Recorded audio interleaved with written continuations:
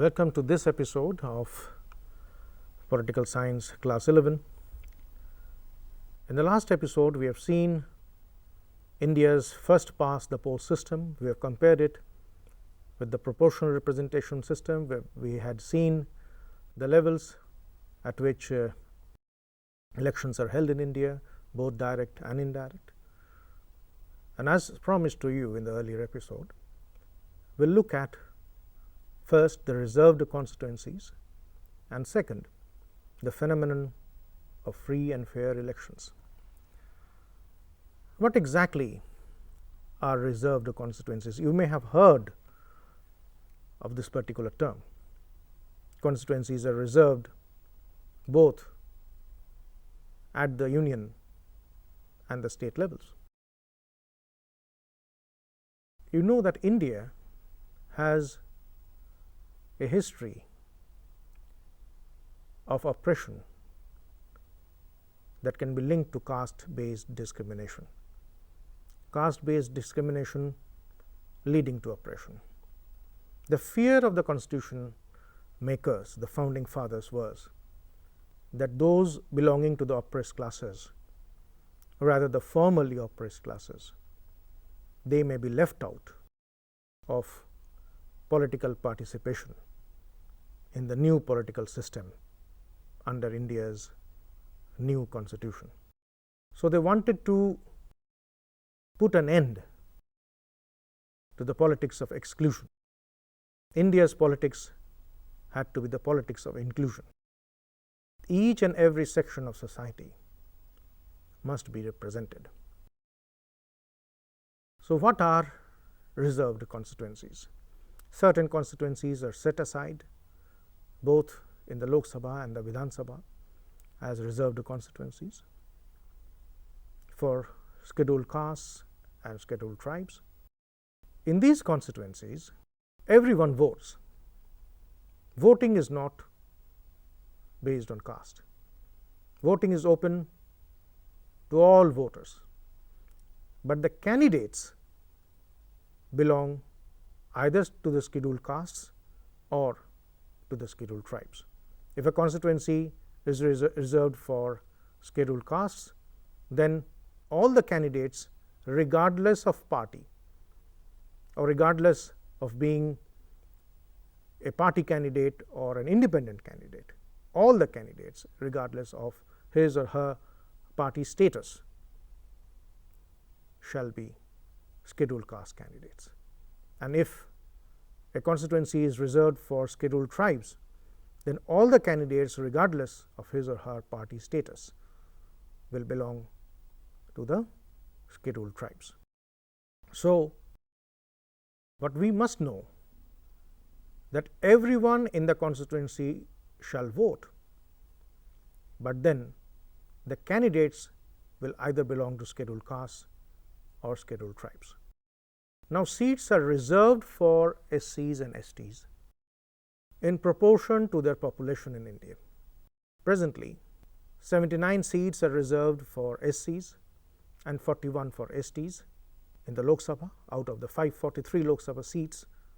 But then in the state, in every state, the number of scheduled tribes and number of scheduled castes, the percentage in the population may not be the same. For example, in Punjab, there is no scope for scheduled tribes. So there no constituency is reserved for scheduled tribes.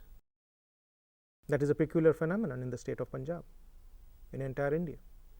So seats are reserved for scheduled tribes and scheduled castes in every state according to their population. Now, a constituency with a high proportion of scheduled caste voters is reserved for scheduled castes, and that with a high percentage, a high proportion of scheduled tribe voters is reserved for scheduled tribes.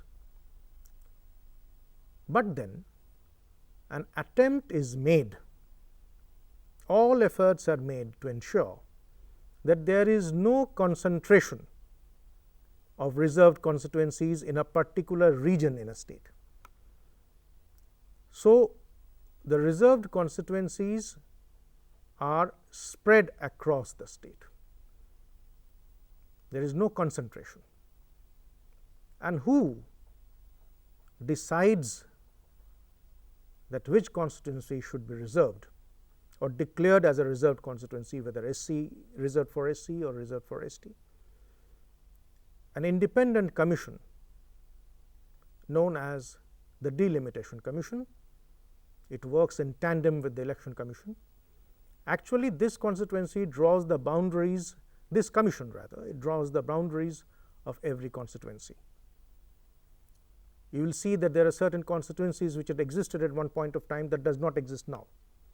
For example, in Delhi, we had one constituency known as the Outer Delhi constituency, in which areas so far as Rohini and JNU would come.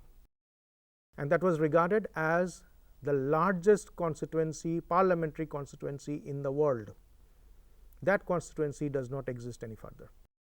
So, this commission that I was talking about, the Delimitation Commission, which works in tandem with the Election Commission, this actually decides the boundary of every constituency, and this also decides which constituency shall be reserved for SCs and which constituency shall be reserved for STs.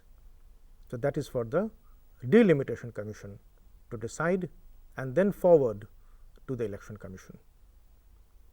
So, why do we have reserved constituencies?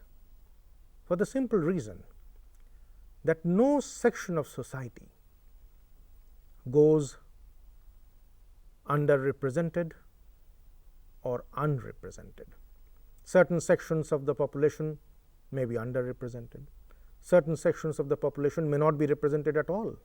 So, to prevent this calamitous situation, the Election Commission reserves certain constituencies for SCs and STs.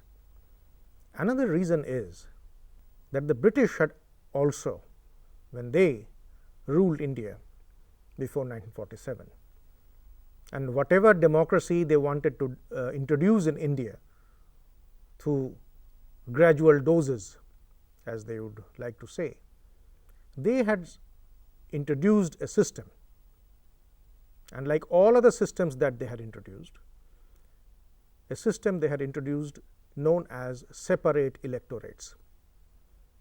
What were separate electorates? In which the candidate to be elected belonged to one particular community, and in that constituency voters would all belong to that particular community. So, the community of the voters and the community of the candidate would coincide. This would, of course, and it did give rise to a feeling of separatism among the Indian electorate. So, separate electorates which gave rise to a feeling of separatism, and you know that India had suffered a very devastating partition on communal lines, and one of the reasons why Pakistan was formed, why the Muslim League, the All India Muslim League had won in the elections of 1937, one of the reasons was the separate electorates. So, under the new constitution, separate electorate system was done away with, and in the place of the separate electorates, a new system was brought in known as reserved constituencies, where the candidates, of course, are either SCs or STs according to the nature of the constituency. If it is reserved for SCs, then the candidates are all SCs. If it is reserved for STs, then the candidates are all STs. But voters are all voters of that particular constituency. Not in an SC reserved constituency, the voters are only SCs, or in an ST reserved constituency, the voters are all STs. This does not happen. So, no feeling of separatism could arise as a result of the reserved constituencies. So, here we will see as promised to you, the nature of free and fair elections. As you have heard time and again from leaders, as you have read in the newspapers, and as you have heard from even the Election Commission, this particular term, free and fair election, what does it mean? As you know that whosoever is a voter in India is a citizen. No non-citizen can vote in India. So every citizen must have the freedom to exercise his or her right to vote without fear, without favor, without any obstacle, or without any influence. The voter may not vote out of fear, may not have taken a favor for someone to vote for a particular candidate or a party. Obstacles may not be put for preventing him or her from reaching the polling station, and he or she may not be influenced in a wrong manner in casting his or her vote. So the election process must be transparent. Nothing must be hidden. There should be no unfair electoral practices.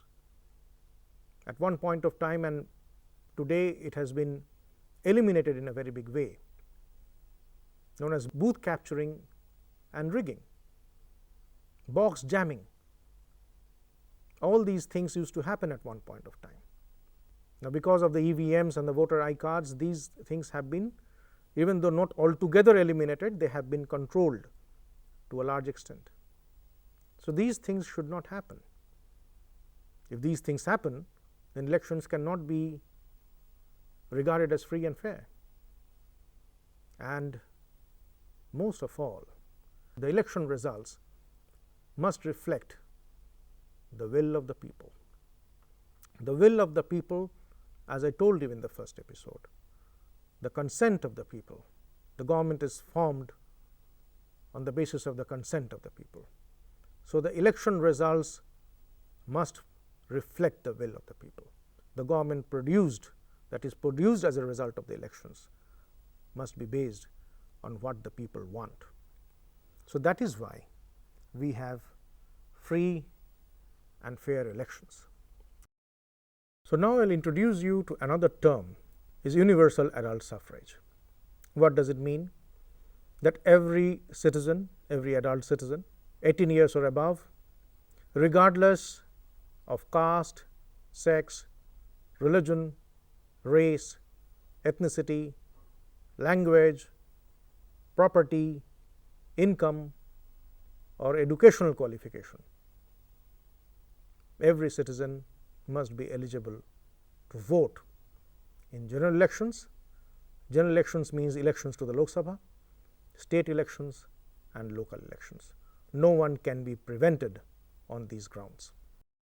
Now, one thing you must remember, that there are many countries, leading modern capitalist industrial countries like the United States and Great Britain, which had not given women the right to vote at the beginning. Britain does not have a written constitution, but America does. But even then, the United States did not give its women the right to vote in the constitution that they framed in 1789. But that is not the case with India. India had given the universal adult suffrage from the beginning, from the time the constitution was adopted in 1950 and the first elections were held in 1952. So that was a revolutionary constitution indeed, and we are proud of that. But then it was not the case with age. Initially, when the constitution was adopted, the voting age was minimum 21 years. But then the Constitution's 61st Amendment Act of 1988, that amended Article 326, the relevant portion, and reduced the voting age, lowered the voting age to 18 years. And the first election, the Lok Sabha election, of 1989 was the first election in which the voting age had been reduced to 18 years. Also, there is another qualification. Section 62, subsection 5 of the Representation of the People's Act 1951.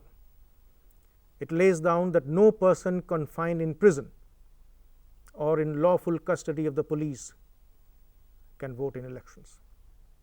So, if a person is a voter, is in jail or in custody of the police for some reason, he or she may not vote in the election. So, there are certain qualifications, but then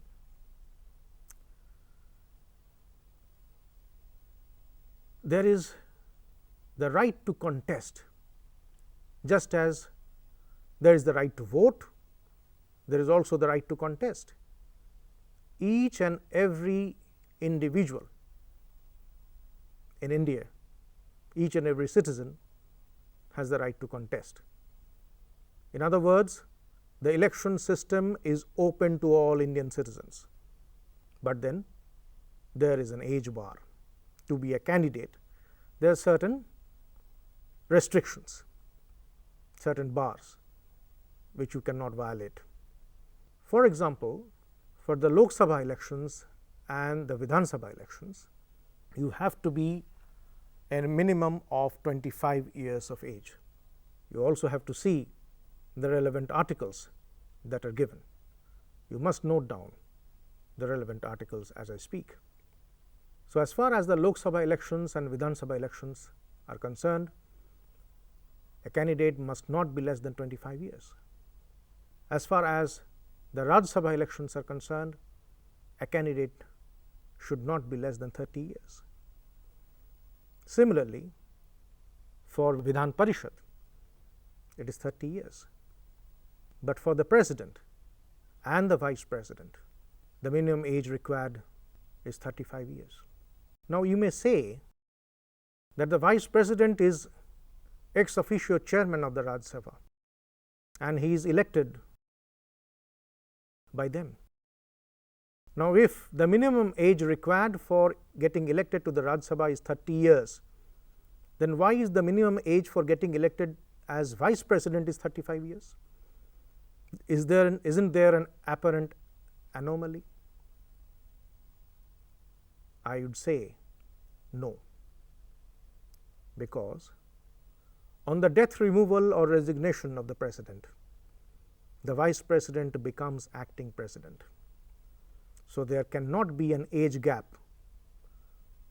like 35 years and less than 35 years. Both have to be above 35 years. You cannot have a vice president who is less than 35 years. And if he is less than 35 years, he cannot be the president. He cannot be the acting president. He cannot act as president in case of the death, removal or resignation of the president. So, both the president and the vice president have to be a minimum of 35 years of age when they are elected. Now, there is also a legal bar that any person who has been in imprisonment, who has been sentenced to an imprisonment of 2 years or more for any offence, cannot contest elections, and no person out on bail can contest elections either. So, you must see the relevant section 8 subsection 3 of the Representation of the People Act 1951.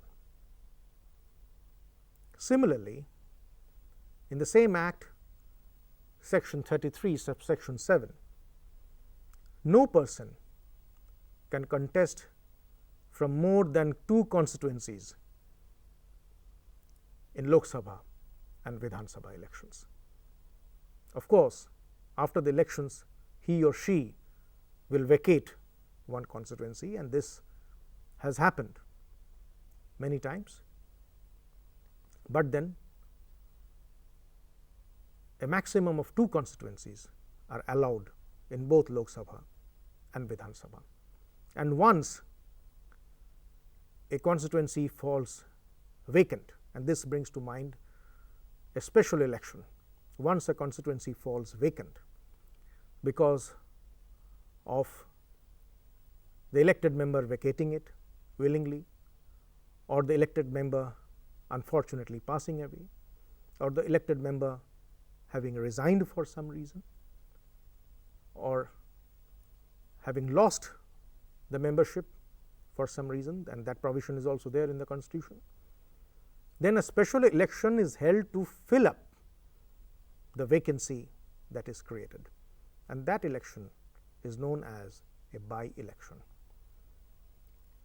So, we have seen